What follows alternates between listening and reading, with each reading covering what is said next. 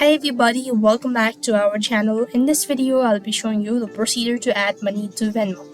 To add money to your Venmo account, you will need to link a bank account or a debit card and then navigate to a Me tab.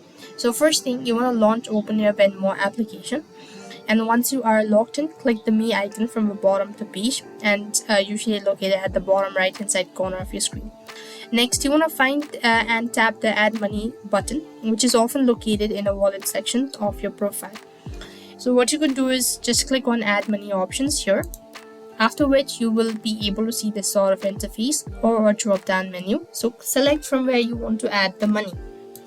As you have selected the particular method, you want to enter in the exact amount that you want to add. Click on the Next button.